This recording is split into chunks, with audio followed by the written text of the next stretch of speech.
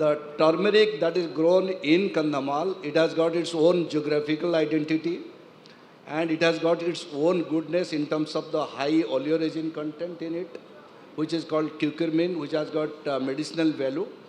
So having said that, the growing landscape, which is agriculture piece, it's not that organized. And the price volatility in that particular market, we do not give any buyback arrangement. So the particular farmers, they are exploited by the traders coming from the neighboring states like Andhra and other places. So therefore the ecosystem has got lots of fragility and it is not yet settled. So when it comes to the goodness, yes, it is there. But I'll extend this particular communication, even Kiwa also in closer to Barampur and all, people from outside have done it. But so far as making it a sustainable, circular economy for the whole thing, not much services have been done about it. But when it comes to ingredient marketing for some products which are to be marketed from Odisha, it has to be looked at from a broader overarching perspective, in the sense, what is it that we want to promote as a Odisha product. I'll tell you, in your dal bukhara, say in your kitchen, that is quite famous. Pramod was also telling our dal, our khiri.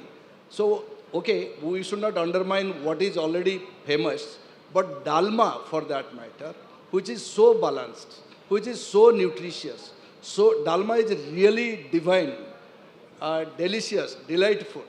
So what is it that we are doing to promote dalma for that matter? So dalma is really nothing but it's a divine, A for authentic, L for luscious, M for made in Odisha, and A for ahar. So let me answer dalma, you. If we promote dalma, it takes care of 50% of my Odia product. My eye is institutionalization of food ecosystem. That can happen by, like, we have got APOs, we have got great heroes from, how can we make like farmer producer organization in Odisha, food producer organization or food business organization. So what it does, it gets integrated into the Odisha's whole ecosystem of common facility center right up to the panchayat level.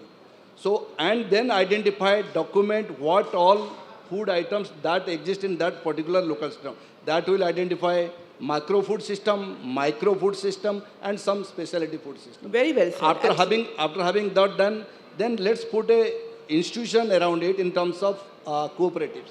From APO at a panchayat level, can this food ecosystem, food producer organization come and get collectivized at a district level?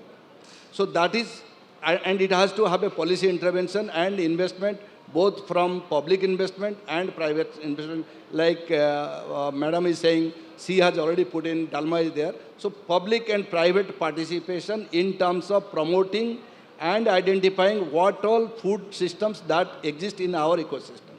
That being said, then we must look at institutions, what all institutions we can build, then investment. And it cannot be done by only government. Private people have to come in, and fully entrepreneurship and viability concept has to come in. Then after having done institutions, then how can we bring in intelligence into it?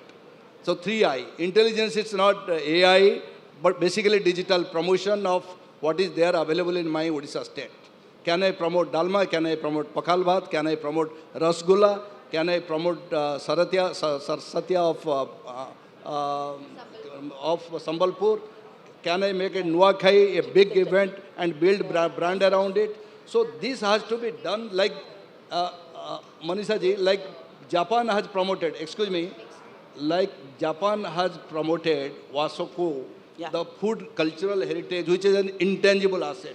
True. So Odisha can take the lead by putting an institution into system right from the village and integrating the ingredient space, food processing space, and the branding space, taking Odisha food into the next level.